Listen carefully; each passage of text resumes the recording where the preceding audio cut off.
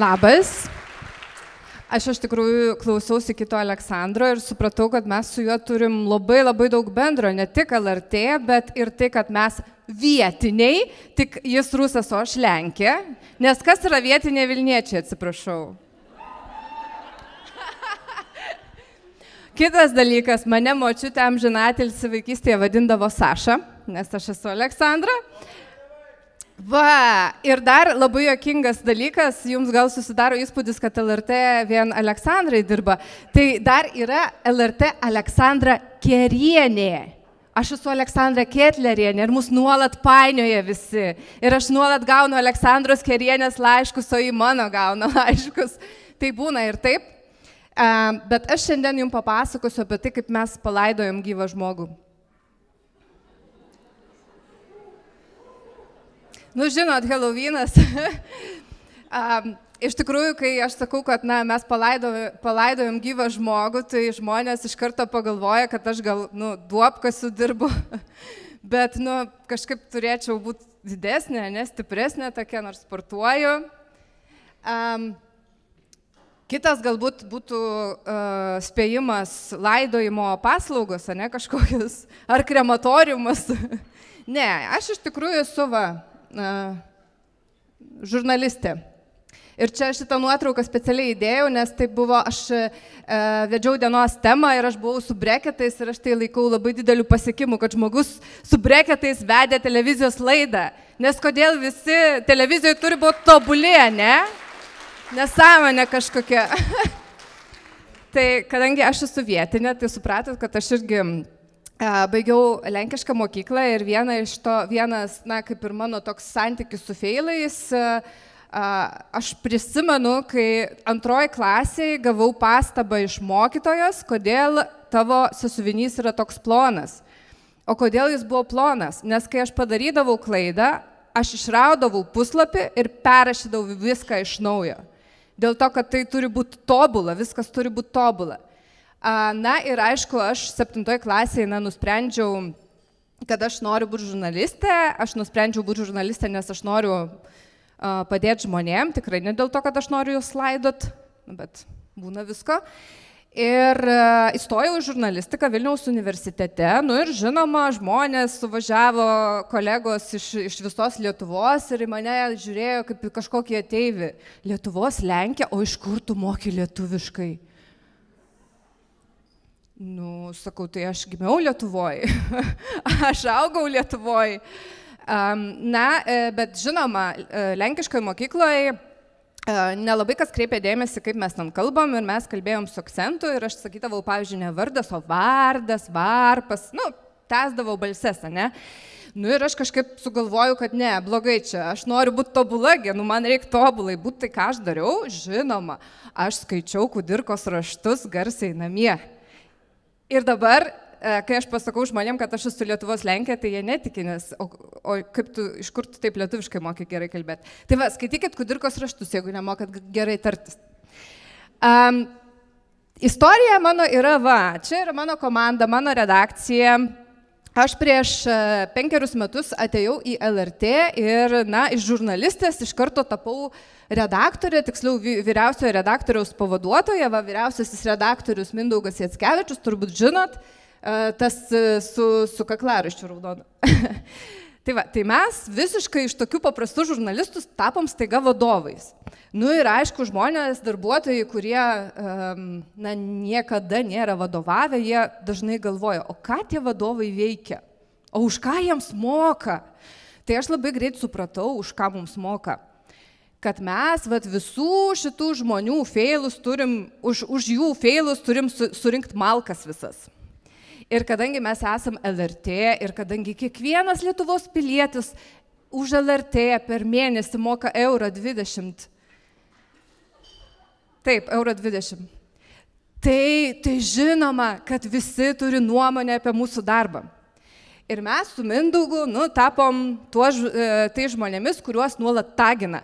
Kas nors nepatinka, patagina, pasiaiškinkit viešai, kodėl jūs kalbinat šitą žmogų, kodėl nekalbinat to žmogaus ir panašiai ir panašiai.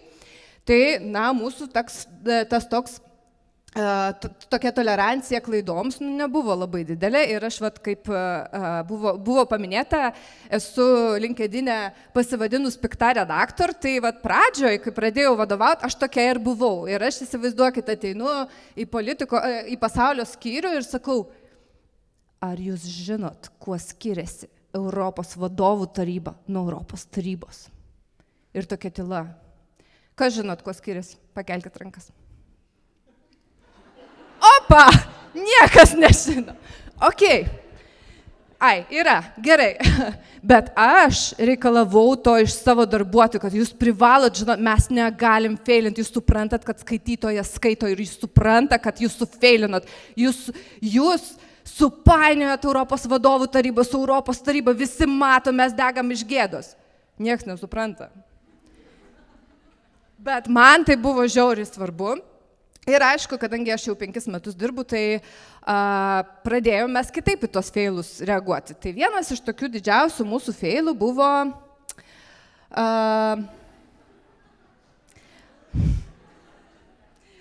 čia dar pridėsiu, kad mano kaip žurnalistas didžiausia fobija yra palaidot Vytautą Landsbergį, jeigu jis dar nemirė.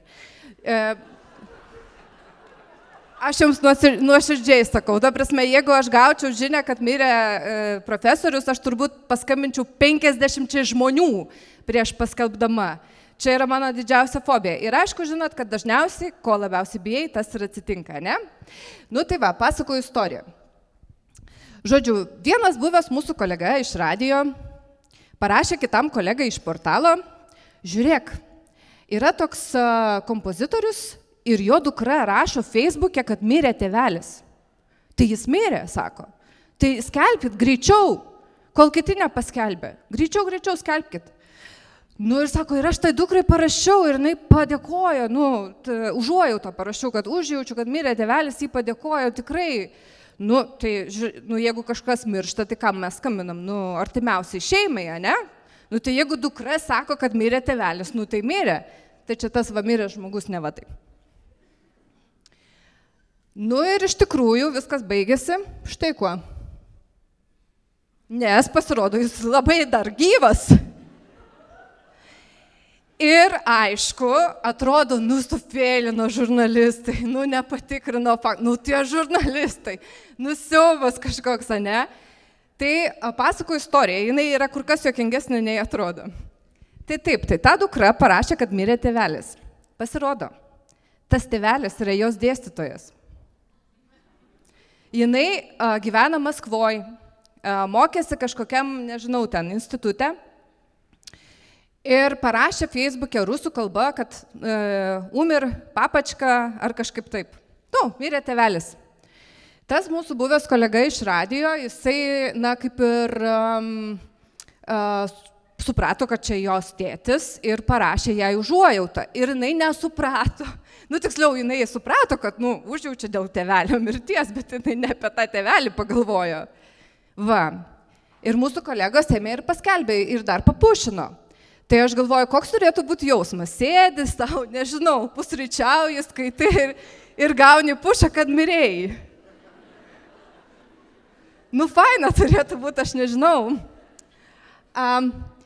Ir turbūt, šiaip tai, toks labai rimtas feilas.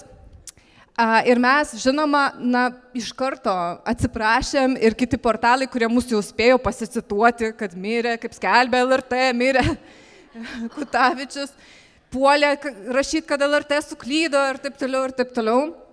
Ir turbūt pats baisiausias buvo darbas mano kolegos Mindaugo, apie kurį jums sakiau. Jis skambino tam žmogui atsiprašyti. Ir tas žmogus sako, a jūs suprantat, kad mano mama jaučiasi? Tai turbūt puolė visi skambinti su užuojauta. Ir iš tikrųjų, tai čia buvo tikrai toks feilas, dėl to, kad mes iš to padarėm tokią išvadą, kad pirmiausia, jeigu mes gaunam žinią, kad kažkas mirė, pabandyti paskambinti tam žmogui. Jeigu atsiliepė, vadinasi, nemirė.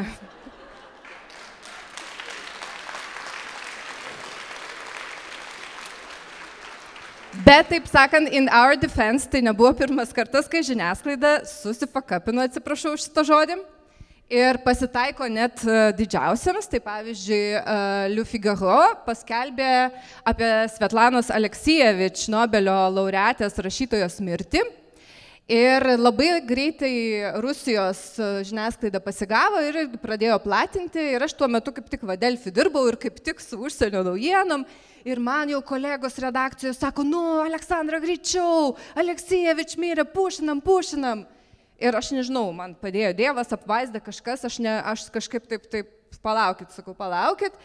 Nu, žodžiu, paaiškėjo, kad visai nemirė, Japonijoje pristatinėja knygą kažkokia žmogus, o čia visa Rusijos žiniasklaida skelbė, kad jį mirė, ir Prancūzijos. Ir įdomiausia yra tai, kad kaip buvo padaryta ta klaida.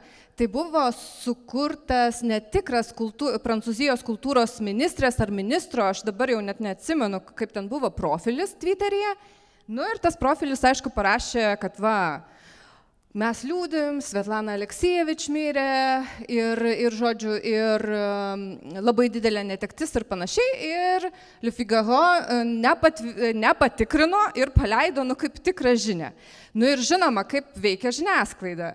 Tai jeigu jie skelbia, ne? Nu tai ką, mes abejosim savo kolegom? Nu ne. Tai lygiai taip pat, kad jeigu LRT paskelbia, kad kažkas mirė, nu tai mirė. Ir niekas jo nebetikrina toliau, nu nes, kaip kitaip, neskelbusgi nepatikrinė. Tai, pasitaiko ir taip. Tai šį kartą aš jos nepalaidojau, bet palaidojo po to mano kolegos kitą žmogų. Dar vienas toks juokingas, žiniasklaidos juokinga klaida, jūs tikrai nežinosit, dėl to, kad čia atsitiko vienai naujienų agentūrai, nesakysiu kuriai. Jie parašė, kad į Almos Adamkienės šermenis atėjo Algirdas Mykolas Brazauskas.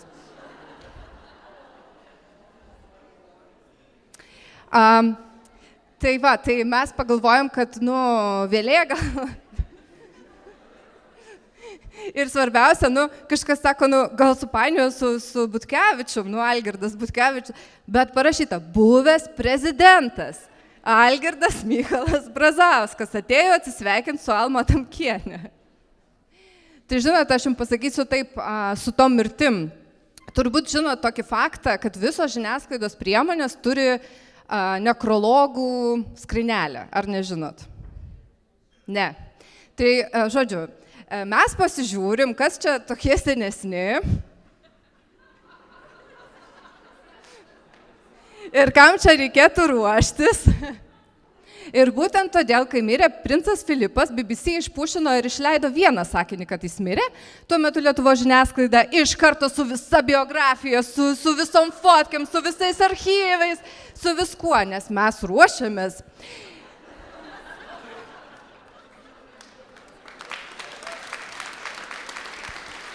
Jo, tai mes turim tokių nemažą skrynelę, nesakysiu, kas ten yra, bet visą laiką yra tokia rizika, kad kas nors netyčia paspaus publish.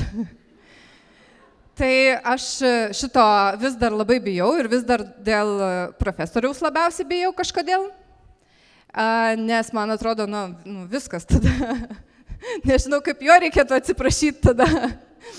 Tai mano kaip ir tokia, nežinau, išvada, ir aš čia įdėjau Lizą Simpson, nes mano vienas geras draugas kažkodėl sako, kad aš į ją panaši, tai tik dėl to, tai man atrodo, kad didžiausias feilas sufeilinus neatsiprašyti ir vaidinti, kad nieko neatsitiko.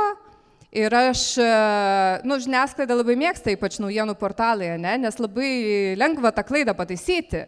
Tiesiog įlendi pataisai, nieks nemato. Su radijum televizija biški sudėtingiau, dėl to, kad reikia laidą perdaryti ir taip toliau, ir ten, žodžiu, jau praėjo tos žinios ir reikia kitose žiniose tada. O portalai labai lengvai gali ištaisyti tas klaidas. Tai man atrodo, kad taip mes sufeilinom, mes padarėm milžinišką feilą, vieną iš tokių didesnių, kokius gali padaryti žiniasklaida, bet mes atsiprašėm ir dėl to mūsų skaitytojai ant mūsų stipriai nesupyko. Ir va čia dar pabaigai norėjau pasakyti, va čia mano dukrytė yra ir jinai man šiandien pasakė, išeinant iš šitą renginį, mama, žinai, koks yra tavo didžiausias feilas? Aš sakau, koks? Kad tu galvoji, kad tu būsi bloga mama. Ačiū.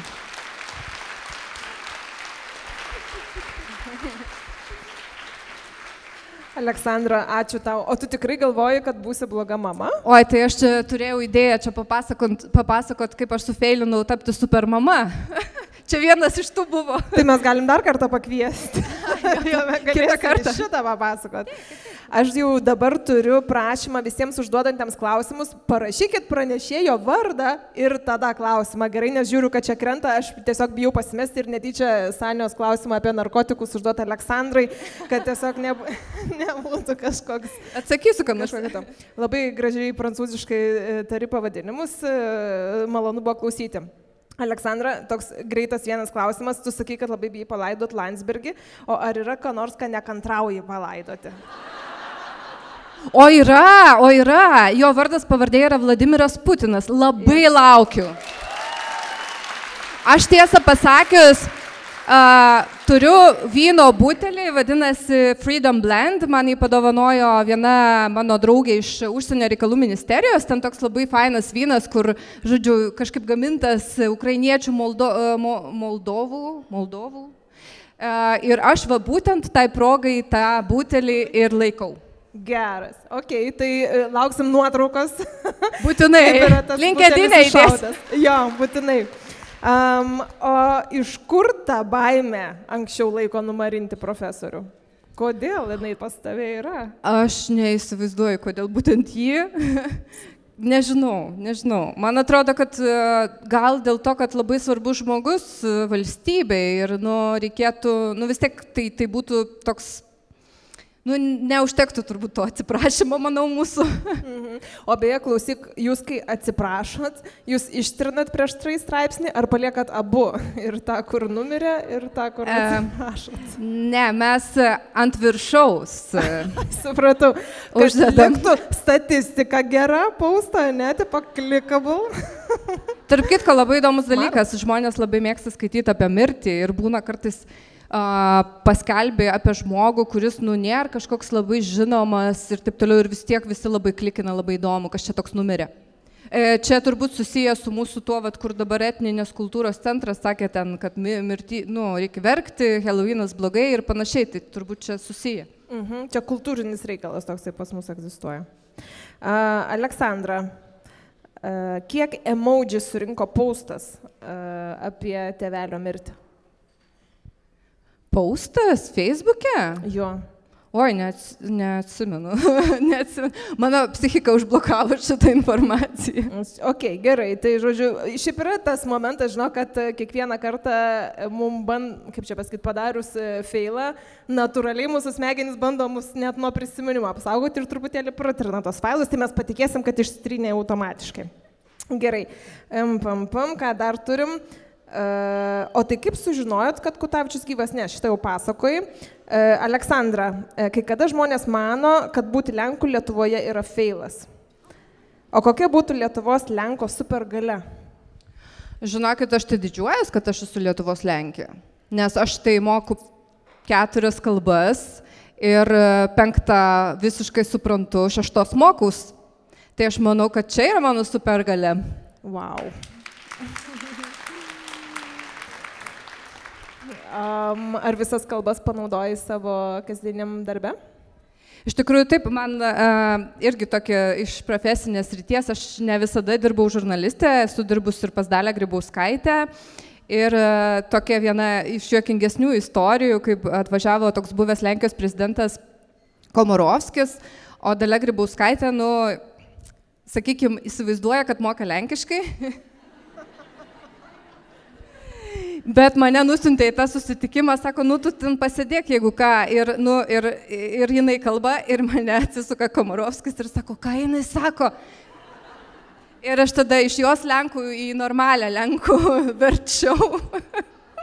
Tai taip, tai tikrai labai panaudoju, ypač ir rusų, ir lenkų, nes vis mažiau žmonių moka, apie lenkų net nekalbu, bet rusų vis mažiau žmonių moka, o mūsų darbe kuo daugiau kalbų moki, tuo geriau. Aha, man tas toksai bandymas išversti kito žmogaus, kuris sėdi šalia, tai nebuvo tokio noro truputį pagražinti kažkurios dalykus arba pokštą kokį pasakyti prezidentės vardu? Ne, nebuvo, bet aš esu turėjus istoriją, kai mes, žodžiu, su studentais, man atrodo, važiavom į Lenkiją ir ėjom į parlamentą ir susitikom su parlamentaru ir neatėjo, žodžiu, vertėjas ir sako, Aleksandra, gal tu galėtum pavertėjauti.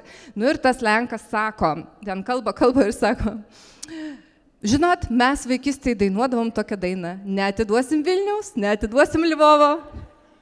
Ir aš taip galvoju, gal aš čia neversiu savo lietuviam šitos dalies. Šito nereikia. Jo. O turim, žinok, visokių klausimų byra apie feilus pas jūs redakcijų viduje. Tai nuo to, kiek per dieną redakcija padaro feilų, iki to, kokie tau pačiai labiausiai nepatinka ir už ką tikrai, pakeli balsą prieš Tymą. Niekada nekeliu balso prieš Tymą. Nežinau, man nepriimtina ir niekada nesuriekus, bet tikrai, bet aš darau blogiau. Tyli? Ne. Aš parašau, kad žiūrėk, kas šitame sakinyje blogai. Siaubas. Ir tada žmogus ten galvoja, sakau, įtakoti negalim rašyti, čia kalbos kultūros klaida. Ir sakau, ir užsiklijuok lapuką ant kompiuterio, kad daugiau nedarytum šitos klaidos. Taip. Bet ir gerai išmoksta savo pamoką, paskui atsimena, kad įtakoti rašyti negalima, ne?